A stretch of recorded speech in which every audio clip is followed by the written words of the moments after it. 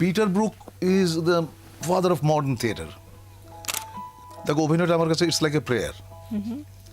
এটা আমার কাছে প্রার্থনার মতো একটা জিনিস। আমি যখন যে চরিত্রটা করি সেটা অত্যন্ত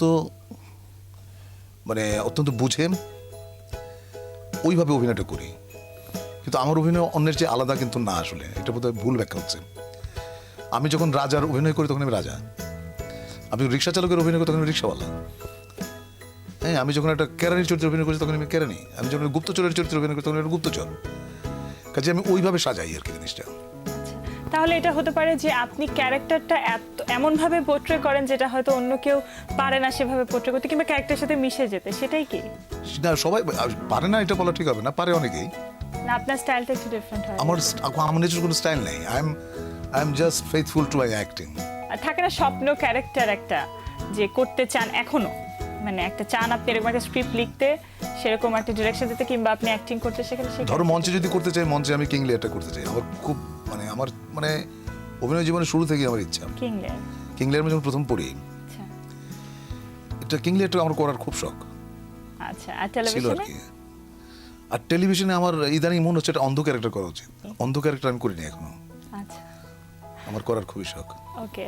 সৌম্য মিত্র তো উনি তো একটা বিশাল ব্যক্তিত্ব। তো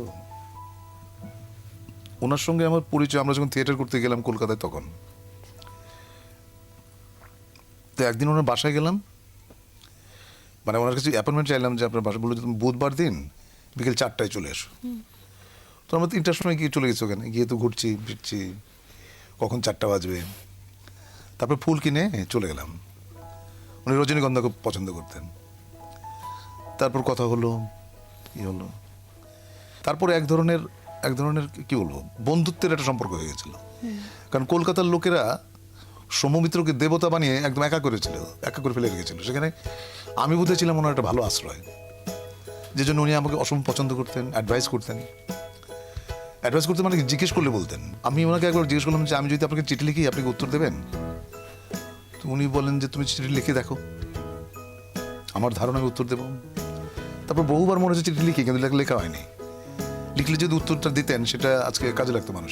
Peter Brook is the father of modern theatre. Peter ব্রুকের সঙ্গে আমার একবারই দেখা হয়েছে 3 দিনের জন্য। কলকাতায় একটা ওয়ার্কশপ করতে গিয়েছিলাম আমি, নূর ভাই আর সারা ভাবি। তখন ওনার সঙ্গে দেখা। তো ওনার এমটি স্পেস বইটা আমার পড়া ছিল।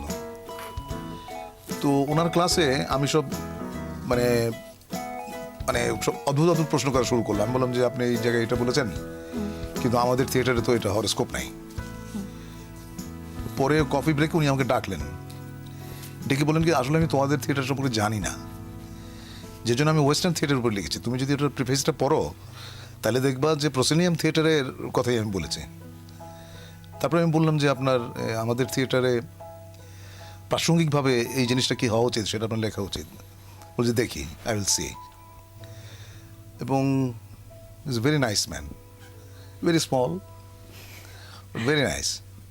আমি একটা জিনিস সমস্ত অভিনেতাদের বলতে চাই, এটা অনেকেই জানে অবশ্য, যদি কখনো অভিনয়ের সংকটে পড়ো, any time you can call me, any time তোমরা আমার বাড়িতে আসতে পারো। I will try to help you.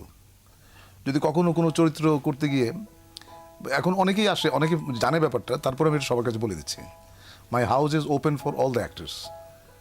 যে কোনো সময়, সে রাত্র 1টা হলো তুমি আমার বাড়িতে আসতে পারো, কোনো অসুবিধা নেই। একটা শর্ত, খাবার সময় যদি এসো তাহলে খাবারটা খেতে হবে।